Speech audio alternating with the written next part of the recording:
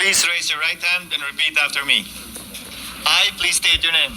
I, Vicente C. Soto III, Having been elected to the position of Senate President, having been elected to the position of Senate President, do hereby solemnly swear do hereby solemnly swear that I will well and faithfully discharge, that I will well and faithfully discharge, to the best of my ability, to the best of my ability, the duties of my present position the duties of my present position, and of all others I may hereafter hold and of all others I may hereafter hold under the Republic of the Philippines. under the Republic of the Philippines, That I will support and defend the Constitution of the Philippines. that I will support and defend the Constitution of the Philippines, That I will obey the laws, that I will obey the laws, legal orders, legal orders, and decrees promulgated by the duly constituted authorities, and decrees promulgated by the duly constituted authorities, and maintain true faith and allegiance and maintain true faith and allegiance to the Republic of the to Philippines. the Republic of the Philippines, And that I impose this obligation upon myself voluntarily, and that I impose this obligation upon myself voluntarily, without mental reservation without mental reservation or purpose of evasion. or purpose of evasion. So help me God. So help me God. Congratulations, citizen. Thank you, sir.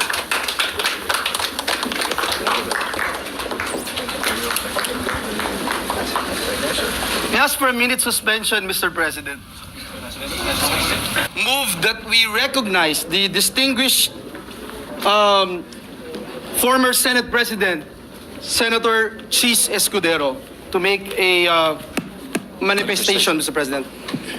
The former Senate President, Senator Chis Escudero, is hereby recognized for a manifestation. Thank you, Majority Leader. Thank you, Mr. Senate President.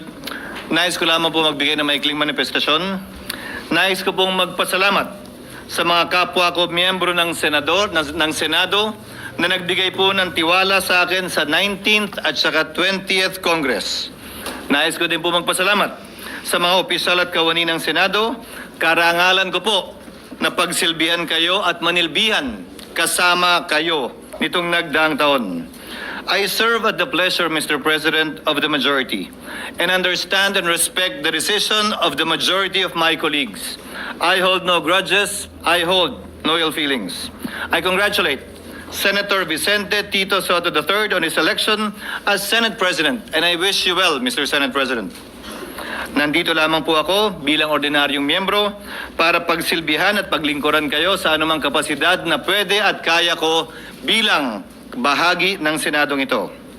During my tenure, Mr. President, the Senate did not shy away from confronting the difficult questions facing our nation. We passed a record number of laws that helped uplift the lives of our countrymen. We conducted hearings that unearthed corruption on a scale rarely seen before. And in doing so, we remind the public that accountability is not a mere empty rhetoric, but a duty that we must uphold. Maski na papano, sa ilalim po ng aking panunungkulan at sa pangunguna ni Congressman Rodante Marcoleta, may ilang bagay po tayong nakamit at nagawa. Nakapagsalita na ng bombo kaninang umaga si Congressman Toby Chanco at nabanggit lahat ng nais niyang sabihing hindi nasabi sa kabilang kamera. Nasabi na rin po, Ginoong Pangulo, ang the name that cannot be mentioned, ang pangalan ni Speaker Martin Romualdez at Congressman Zaldico sa pamamagitan ng paghihiring kanina pong hapon. And as a final act earlier, Mr. President, I signed upon the request of Congressman Marcoleta the contempt order of Assistant District Engineer Bryce Hernandez, putting him under detention already here in the Senate. Mr. President, I am proud of what the Senate has accomplished together, and I trust that the spirit of transparency and courage that have been displayed by this chamber will be sustained. Sana po, mapagpatuloy natin to. Let justice and the rule of law be done and followed, though the heavens may fall. Thank you again, Mr. President, and please accept once again my warmest congratulations. Congratulations, Mr. Senate President. Thank you very much, and we thank the distinguished former Senate President, Senator Chis Escudero, for his magnanimity and the work that he is, the service that he has given the Senate and the Filipino people. Thank you, Mr. Senator.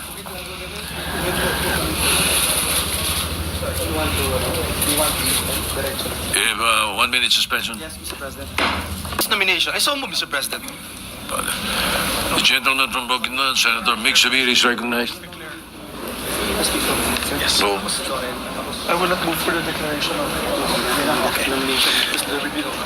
Mr. President, if there be no objection or of our distinguished colleagues, I move to honor and nominate, it is my honor rather, to nominate Senator Panfilo Lacson as the Senate President Pro Tempore. We need in the Senate leadership a man of courage, integrity, and loyalty, embodied best by no other than Senator Panfilo Ping Lacson. Throughout his celebrated career as police officer and as lawmaker, Senator Ping has been consistent in his pursuit of truth, fairness, and accountability in public service. He has married his background as Chief of the Philippine National Police with his lawmaking duties, ensuring that our public offices are always held accountable for and to the people. And if you want to know more about him, you can watch his movie, 10,000 Hours. As Senate President Pro Tempore, Mr. President, we trust that he will be instrumental in upholding the integrity of the Senate and fostering a stronger environment of trust in all our public institutions. This is why I give my wholehearted support to Senator Ping Lacson as Senate President Pro Tempore. Maraming salamat po, Mr. President. thank you, Senator Zubiri. Mr. President, there being no other nomination, I move to close the period. The Deputy Minority Leader, Senator Risa Ontiveros, is seeking the floor. I move that she be recognized, Mr. President. Senator Risa Ontiveros is recognized. Salamat po, Mr. President.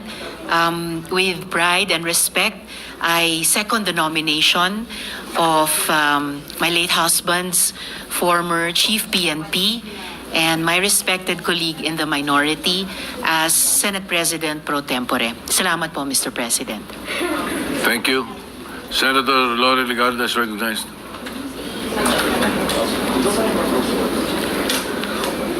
Mr. President, distinguished colleagues, ang tama ay ipaglaban, ang mali ay labanan. These words capture the essence of Senator Panfilo Ping Lacson's public service.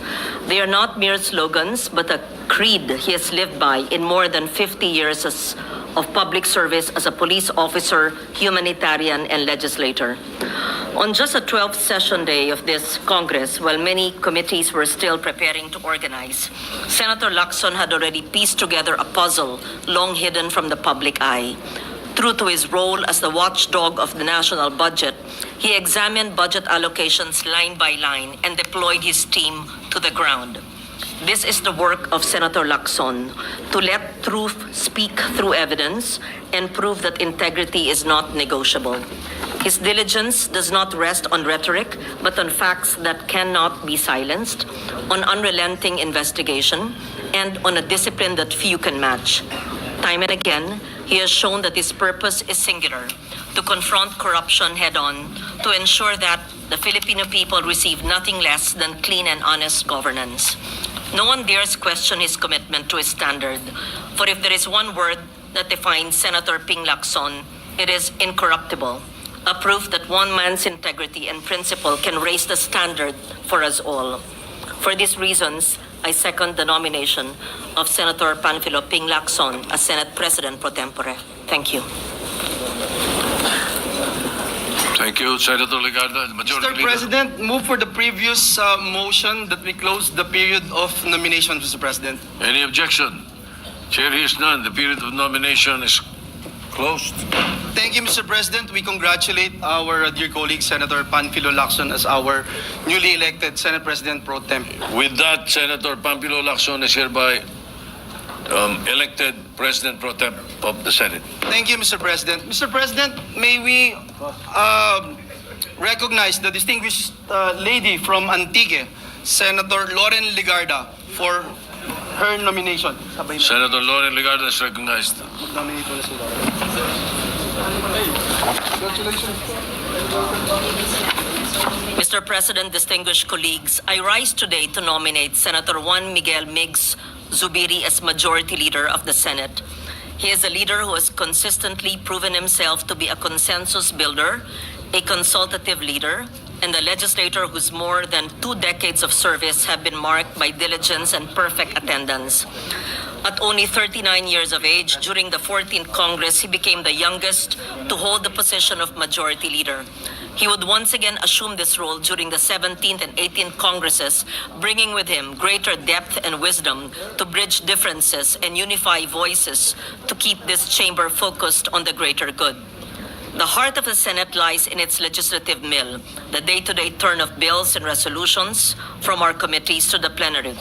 This is our solemn duty, and Senator Zubiri, our trabajador ng Senado, has proven himself to be a tireless worker, ensuring that this institution delivers on its promise to the Filipino people. In the 19th Congress, we entrusted him with an even greater responsibility as Senate President, where he upheld the independence of this institution, guided debates with impartiality, and protected the integrity of its proceedings. Under his leadership, the Senate of the Filipino people remained firm, fearless, and faithful to its constitutional role. Today, as we once again choose who shall lead us as Majority Leader, we look to one whose record speaks for itself. For these reasons, it is my distinct honor and privilege to nominate Senator Juan Miguel Mix Zubiri as Senate Majority Leader.